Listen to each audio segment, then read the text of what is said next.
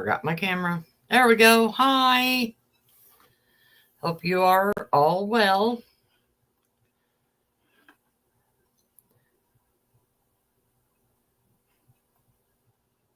Hi, Dandy. Hi, Who's Your Mama? Hi, True Court. And Thomas. And LJ. And Miss Cynthia. Hi, Nancy. Hi, Mo. Good to see you guys. Oh, let me get our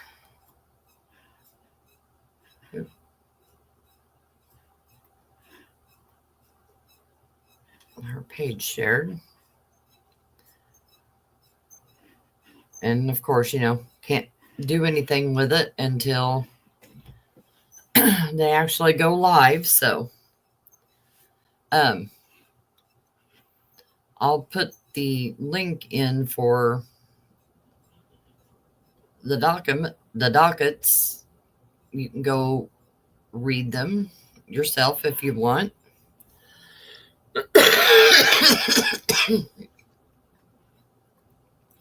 This is his, where you can go and look up his case. And you can see all the documents in there.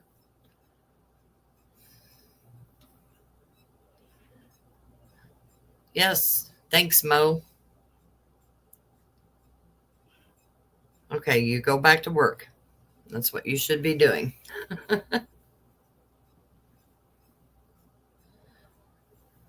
But as soon as they go live, we'll make it full screen and we'll bump up the volume.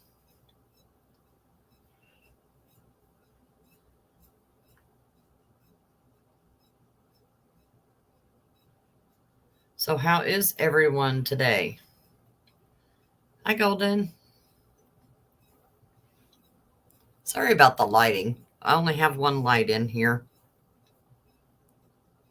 And I hope you can all hear me. Let me know if you can hear me.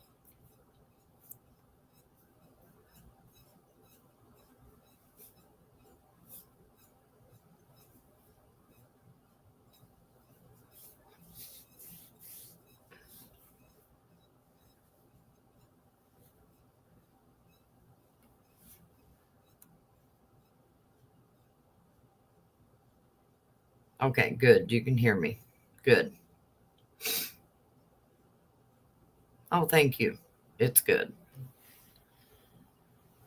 Hopefully they will start on time.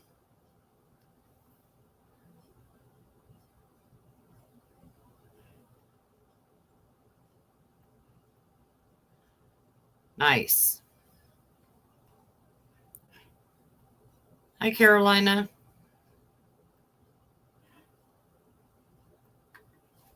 Yep, we're just a bouncing bunch, aren't we? We just bounce around.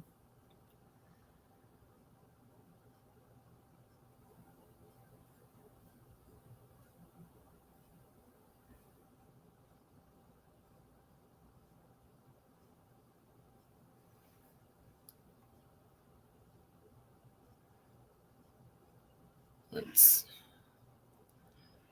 see. I can show you what we're here for today while we're waiting on the court to start.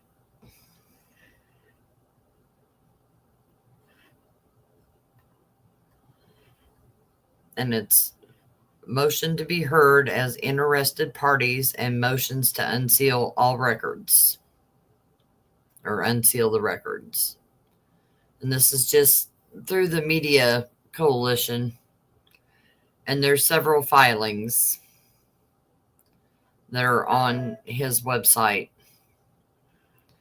that over here, of course you can't see that. I have to unshare and reshare. But this is his docket page. Let me turn my volume off on my phone.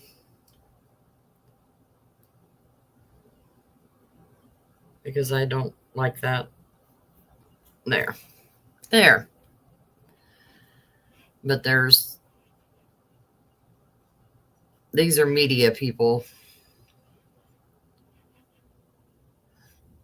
And then, of course, the state, they did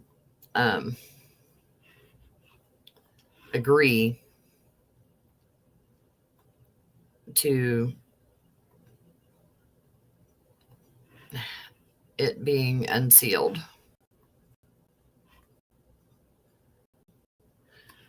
Comes now the state of Idaho by and through the Latah County prosecuting attorney in response to a coalition of media organizations motion to be heard as interested parties and motions to vacate the non-dissemination order as set forth below.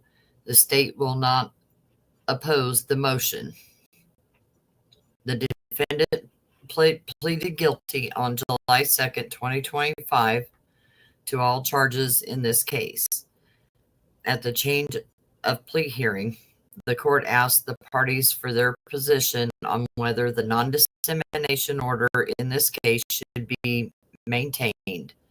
The state requested, and the court granted the request for the non-dissemination order to remain in effect through sentencing. Upon further reflection, the state withdraws its request.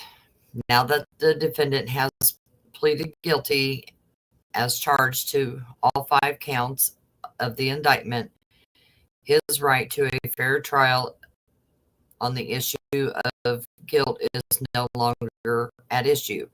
Nevertheless, out of the respect for the integrity of the judicial process and the privacy of the victims and their families, as they consider their rights to provide victim impact statements at sentencing, the prosecution team does not intend to make any public statements about this case until after sentencing has concluded. So, to me, they will make statements after.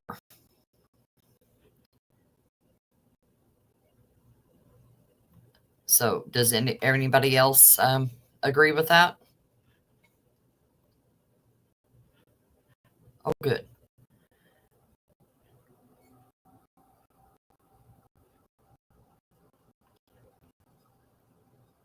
It says closed captions are unavailable. So we'll see once they actually start if we can do it.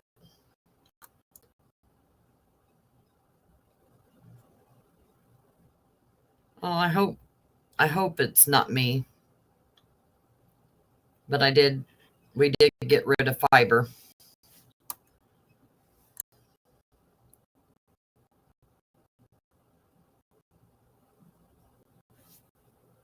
Yes, I have a buy me a coffee. Thank you, Cynthia, for sharing that.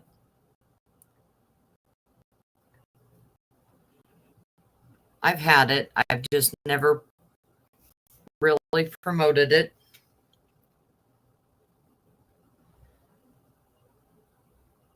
So is anybody else having trouble hearing, seeing?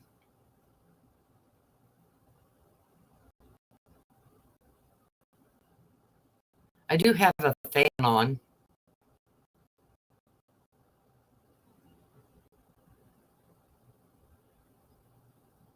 You hear a little yourself, but it's not interfering. Okay. So when I was reading that, okay. Hold on. If I leave, I'll be right back, okay?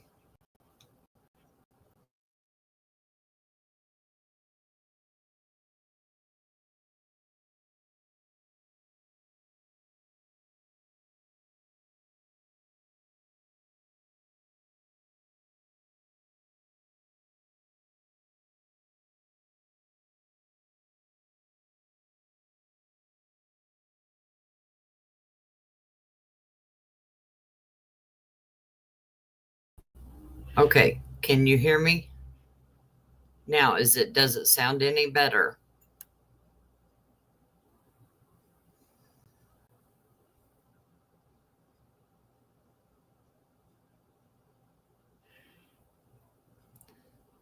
Hi, Mel.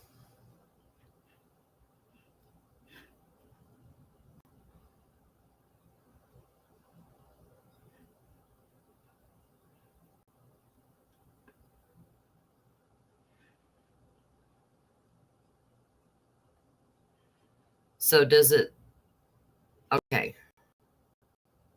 okay.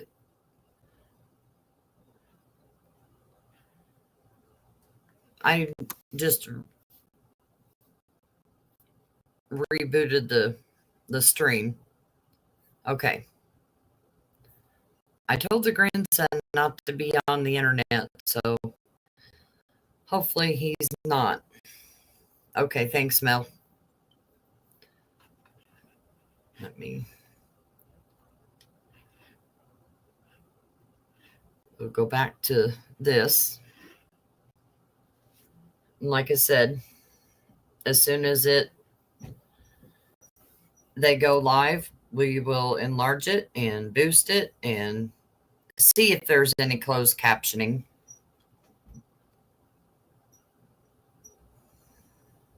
I'm sorry if it's breaking up. Hold on.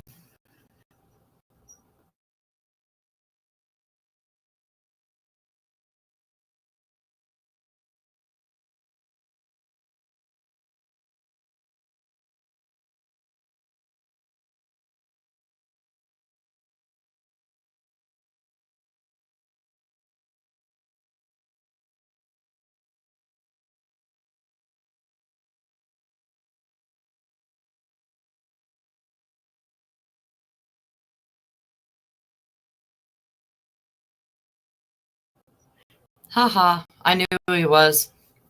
Oh, I kicked him off.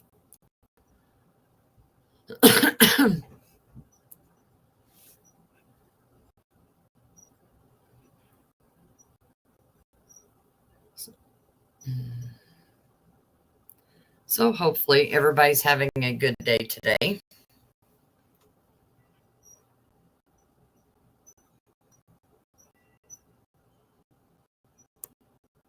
And hopefully the stream will get a little better. I'll close some things.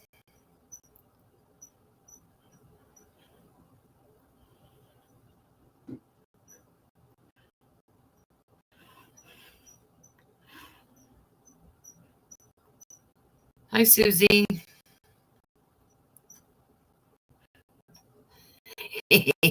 Email. Yeah. Hello. Yes, you did, Lefty. Here, I will post that link again for the Idaho website. That way, if anybody wants to, they can go there and they can see all the documents. And then there will be more coming out, hopefully. Hi, Jennifer.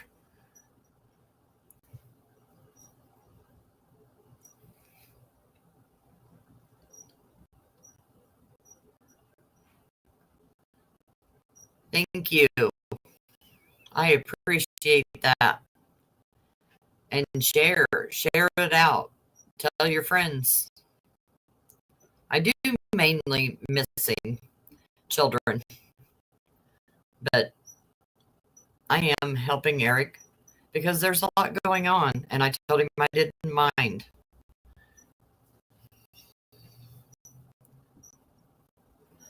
So I hope that's all right with everybody else too.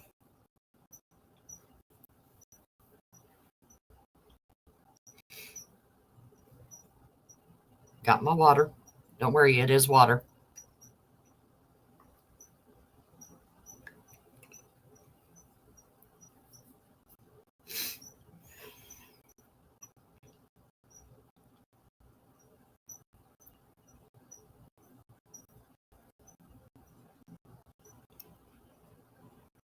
Hmm. Well, it's time. They can start anytime, right?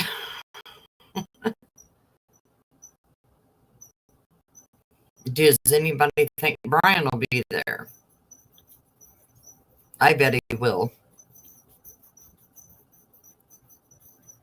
Yes, I am a grandma, Susie.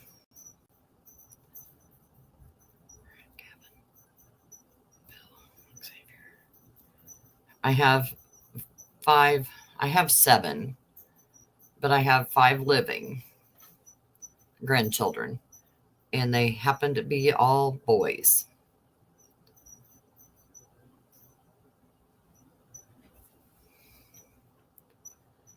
Yes, we know. Hi, Bryan. But yes, I am a grandma.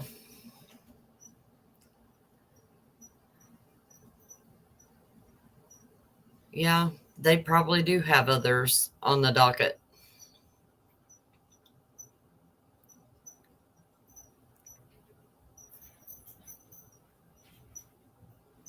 What was that?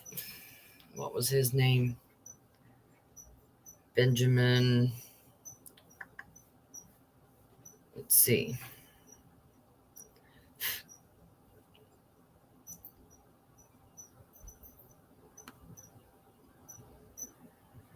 Benjamin Naylor of Burley. He is the latest Idaho case of a quadruple homicide. Aw, congratulations on being a great grandma. That is so awesome.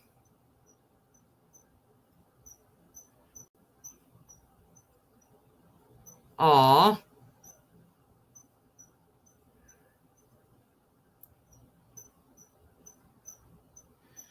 Well, I had my kids young, yes.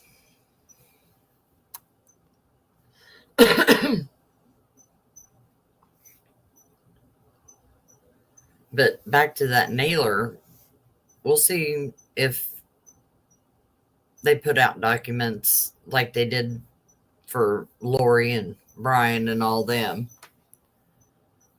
And if so, we might talk about that one because that happened between 2 counties.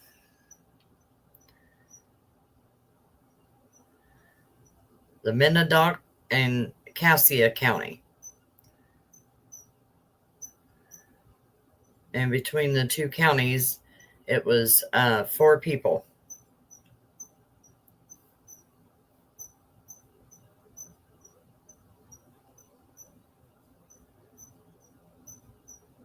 Suspect in a dual county homicide.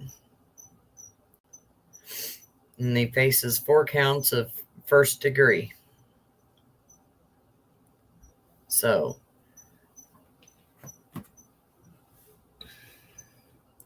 oh, how nice.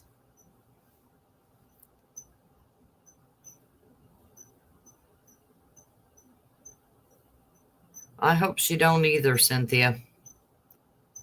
Okay, Bryan. Well,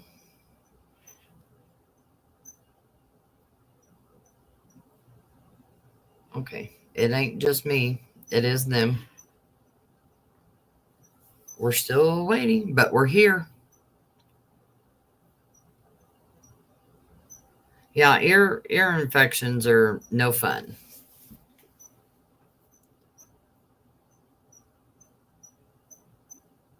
12 is your oldest. 7 is my youngest. My oldest grandson is 19.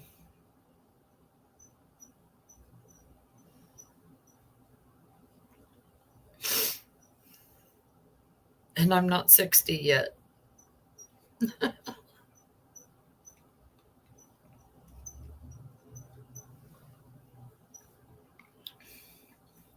Hi, Vicki.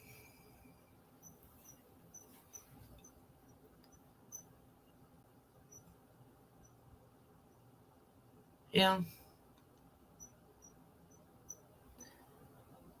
I thought it would take me longer to read that one document I read, but I'm sorry. We could have started a little later. Hello.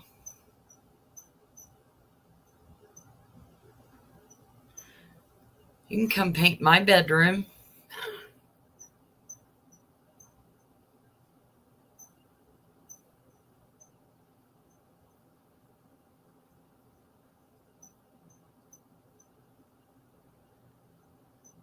Oh, is anybody getting ready for fall? I don't want I love fall. I love the colors. Oh, I hate painting too. Don't worry.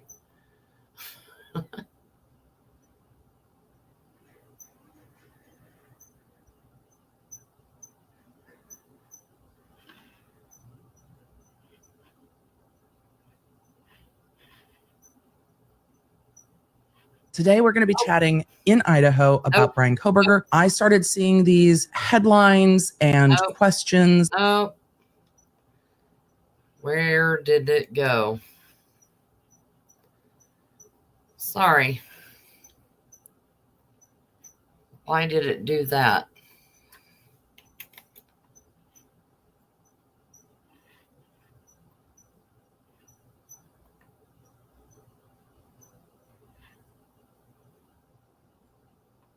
Okay, we are still on court watch. Oh, I know. I didn't mean for it to go there.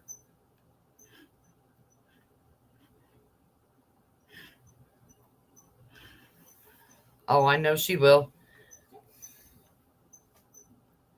Hi, LJ.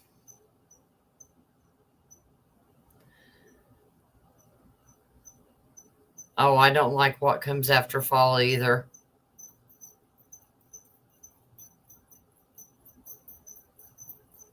I hear my dog.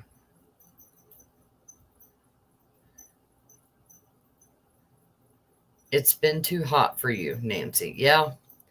I seen on the news this morning here in Indiana that starting Wednesday, we're in for some major heat.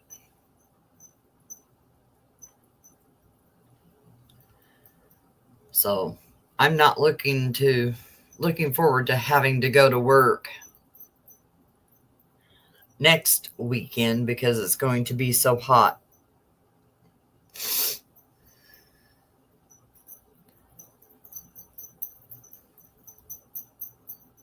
Yeah, I've heard that, Vicki Ann, about Pennsylvania being extremely hot too.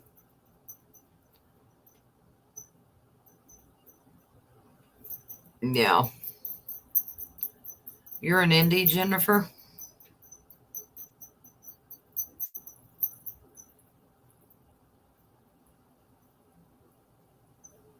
What word, LJ? Oh. Yeah, don't say that dirty four-letter word for what comes after fall. I didn't know that, Jennifer. Oh, here we go. All right, we are on the record in State v. Kohberger, CR 0124-31665. Present today by video is the defendant in custody with counsel, Ms. Taylor, Ms. Barlow, and Ms. Massoth. State is represented by Mr. Thompson, Mr. Hurwitz, and Ms. Jennings. On behalf of the media petitioners, we have Ms. Olson and Mr. Pedersen. Today's hearing is to discuss the media's request to terminate the non-dissemination order. The state filed a response indicating it was no longer objecting to that, And the defense did file an objection indicating that they do have a continued objection to lifting the non-dissemination order. I've read the briefs that have been provided by the parties, and I'm going to attempt to shortcut things here a little bit by asking whether the defense, who is the objecting party, has anything additional to add beyond what it had in its briefing before.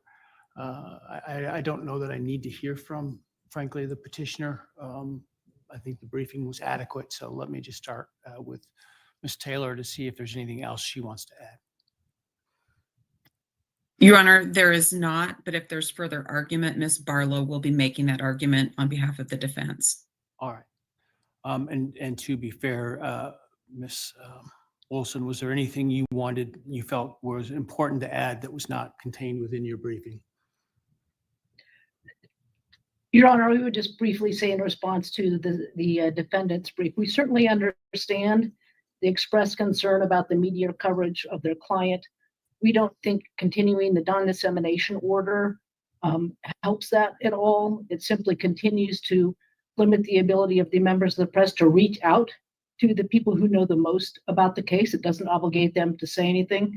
We also understand that they expressed that there was a due process right related to the sentencing. I read the case that they submitted. I think that there is obviously a due process right at sentencing, but I don't think that case is really it doesn't provide any guidance to the court here, because that was about information provided to the court. And given the very limited scope, and we understand it's very important, but given the very limited scope of what's to be decided at the sentencing, we don't think the arguments that Mr. Kohberger made should outweigh at this stage the First Amendment rights of our clients. Thank you, Your Honor. Thank you. All right, in light of that response by the media outlets or interested outlets, Ms. Barlow, do you want to add anything? I would only say, Your Honor, as this court is well aware, the publicity in this case is so extensive and emotions are already so high that adding fuel to the fire of media interviews or a rush to interview people as they leave the courthouse or enter the courthouse would only increase the concerns that the defense has. And even though the plea has a specific sentence attached to it, as this court is well aware, things happen in plea hearings and, sentencing hearings. And to minimize the possibility of that, we request that this order stay in place. All right, thank you. All right, as the court has considered the petition, frankly, the court was prepared at the time the plea was entered to lift the non-dissemination order in order to give the parties time to evaluate that and to ensure I wasn't missing anything. When both sides objected, I agreed to continue the non-dissemination order. I also indicated that I would have the potential to look at that again before sentencing, because frankly, I anticipated the motion from somebody, in this case, the Ms. Olson and her clients, was likely to be coming. At this point, I do not believe the purpose of the non-dissemination order, the primary purpose, which is to ensure that we can seat a impartial jury, is any longer at play. The concerns identified by the defendant, while certainly not to minimize those, they are concerns and they are significant concerns. I do not think, however, the non-dissemination order and the right of the public to information is outweighed or outweighs those rights, I should say. And frankly, I don't think that lifting the non-dissemination order will meaningfully impact those concerns. I mean, the media frenzy, as it has been described, will continue regardless.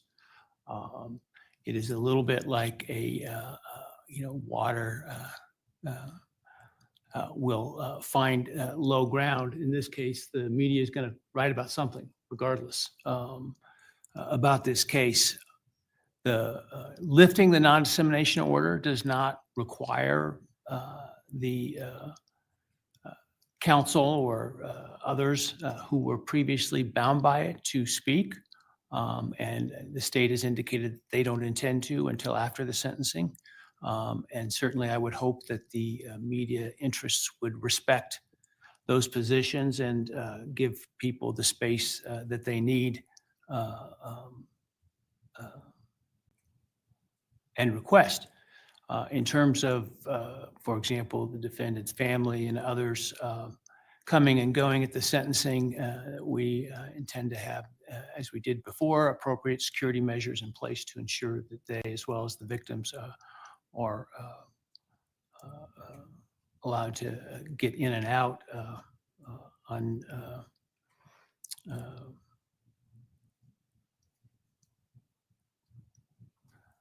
unscathed by the media, if that's what they wish to do, or if they wish to speak to the media, they can do that as well.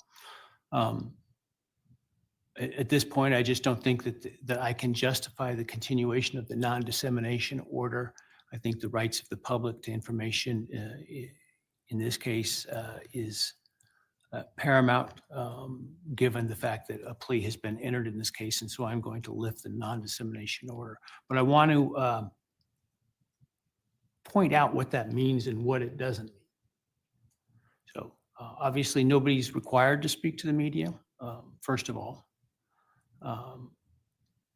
Second of all, I want to be clear that the court's prior preservation order to the parties is not lifted and continues to stay in place.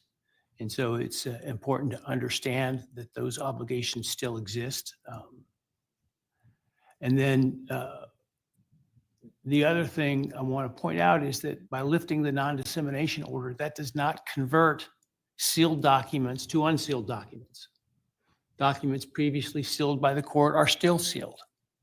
Now, I see the media also filed a petition to be heard to unseal everything. I'm denying that outright, the request to intervene, because I think it's premature at this point. So the court will its intent is to, after sentencing, begin the process of reviewing all the sealed material in this case to determine what should be unsealed and what should not be unsealed.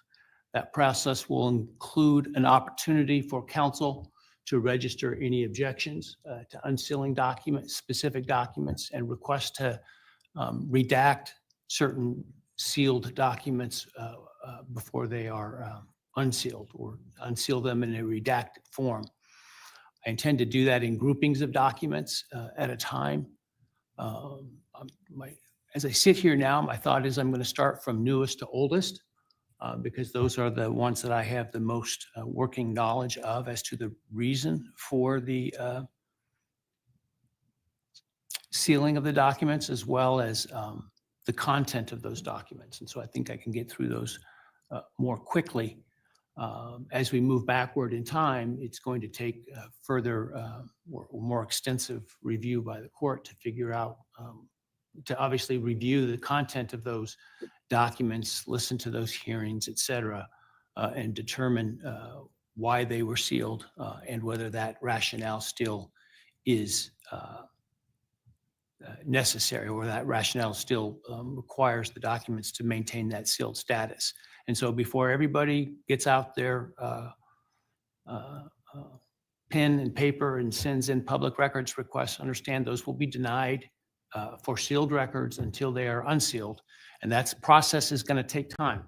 And I'm not talking days. I'm probably not talking weeks for that to be accomplished. So I hope people understand patience will be required to get through that, as I'm going to have to review those myself to make those decisions. Now, we may be able to speed things up if neither party objects to groupings of documents or specific documents being unsealed.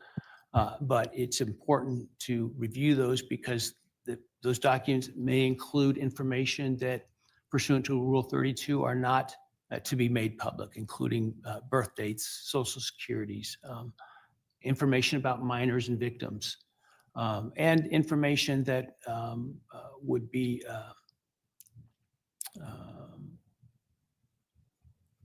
essentially inappropriate to unseal, including protection of individuals from undue harassment, et cetera. And so that's just going to take time. In addition, I'm unlikely to unseal much until after sentencing and after the appeals period has run. Now, I recognize the plea agreement includes a waiver of the right to appeal, but as the parties probably know, the U.S. Supreme Court in Garza versus Idaho has indicated the fact that a defendant waives the right to appeal doesn't mean they don't have the right to appeal.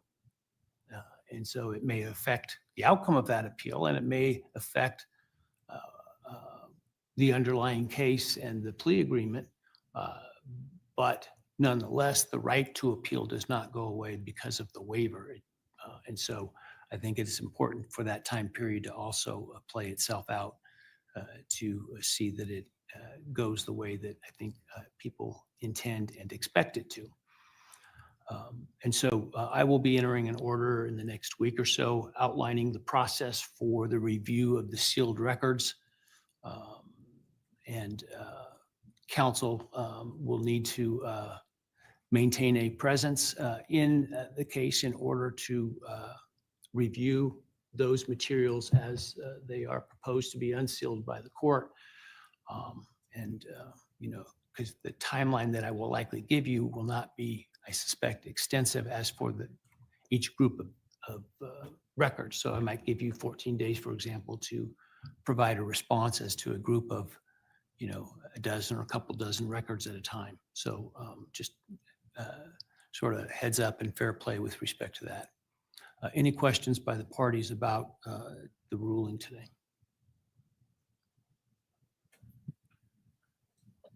Not from the state, Your Honor. Thank you. No questions from the defense. Thank you. So Olson, do you have any questions? And I don't, Your Honor. I wasn't certain if I was included within the parties. I would just say I think that the court's proposed manner of moving forward on the sealed records will likely largely address our interests. And we appreciate the court setting that out in this hearing today. Yeah. If certain records after review maintain their sealed status, it would be at that point that I would entertain requests for me to consider that more formally and to have a voice in that. But I think until I've gone through that process, it's premature, which is why I don't intend to take up your motion, your more recent filed motion at this time. So, thank you, Your Honor. We appreciate that. All right. And with that, then we are adjourned. Thank you. I'll see you next week. Thank you, Your Honor.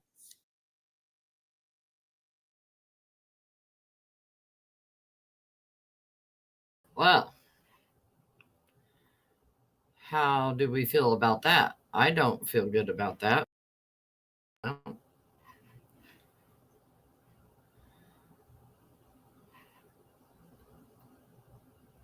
Why am I not big?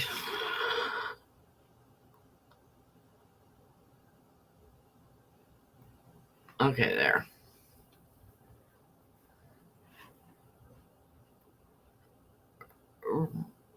Right.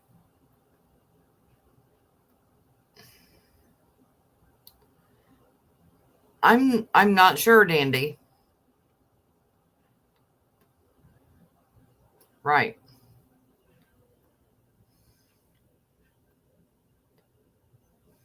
Okay. Daggone it. She's gonna get me. I forgot to shut it off. Yes. Okay. Eric sent me this document. And it's opposition to motion to vacate the non-dissemination order. It comes now Bryan C. Kohberger buying through his attorney of record and hereby requests the court for an order to maintain the revised amended non-dissemination order issued on June 23rd, 2023. So over 2 years ago until sentencing. Mr. Kohberger's request regarding the order is based on The language of the order that had not previously been challenged by the media, the ongoing publicity regarding the case, and threats to Mr. Kohberger's safety and redacted, of course.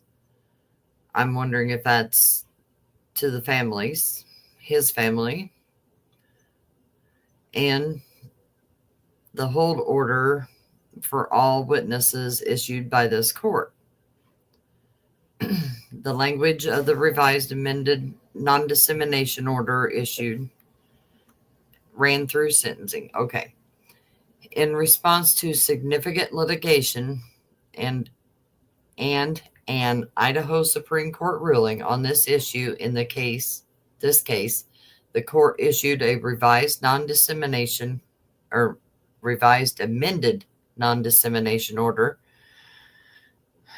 By its terms, the order was to remain in full force and effect until the conclusion of a trial and any sentencing proceedings that may follow unless ordered by this court.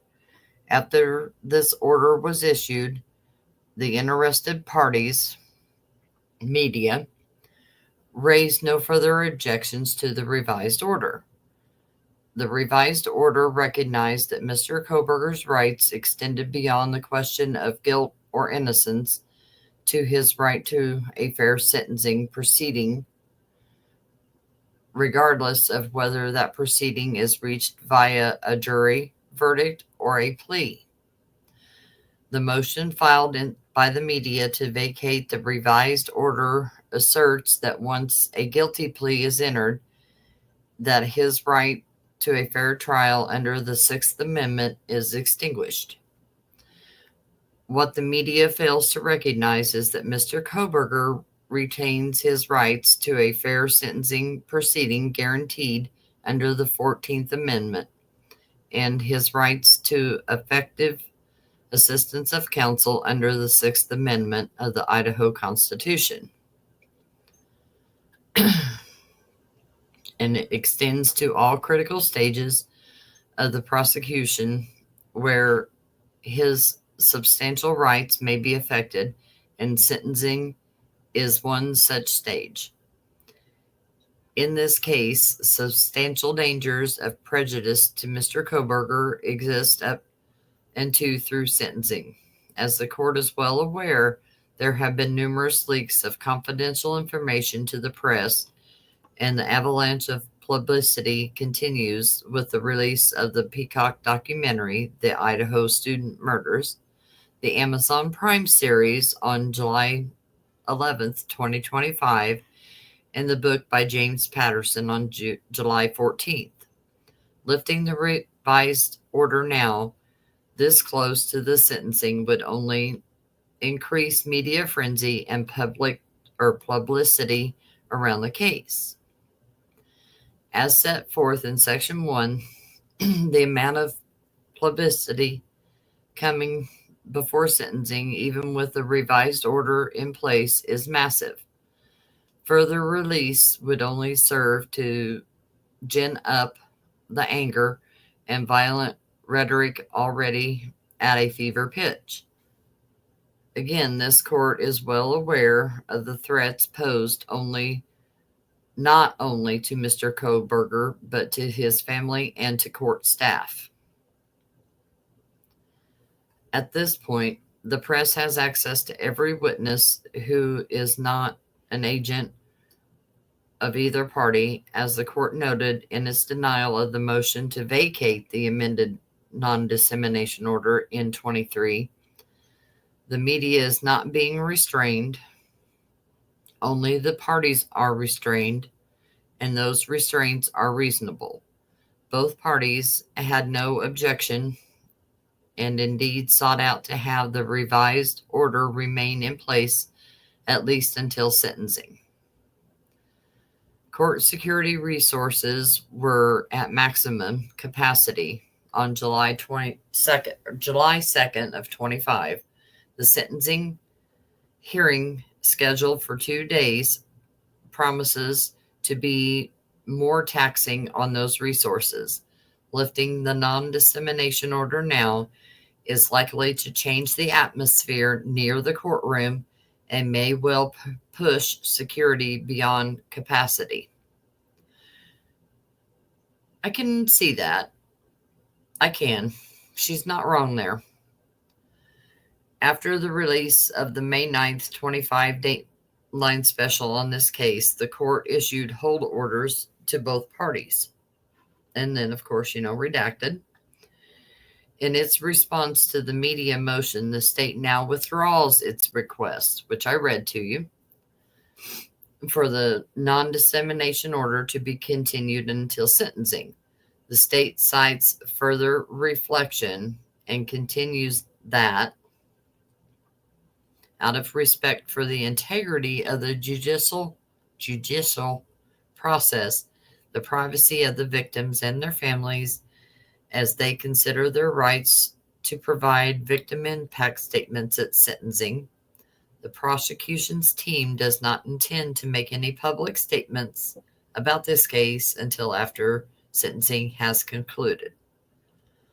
The state's promise rings hollow, given the previous leaks from sources close to law enforcement. So see, she's still saying that's where the leaks came from. In conclusion, Mr. Kohberger requests the court deny the media request to vacate the revised order ahead of sentencing. In order to maintain the integrity of the process and the security and safety of all the parties involved, including the families, court staff, and attorney, the revised order should remain in effect. The revised order is reasonable in scope and does not impinge on the media's ability to investigate and report on the case, and maintaining the revised order will minimize the media frenzy leading up to sentencing. No, I don't think it'll stop any frenzy. What say you?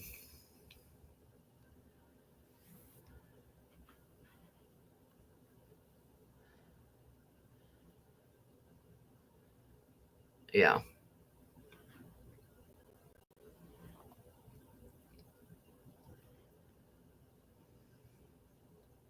Right. I don't know. But we all heard it.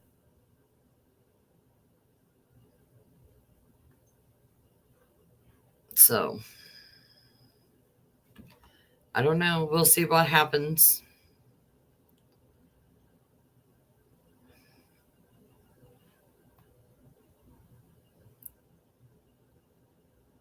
Yeah.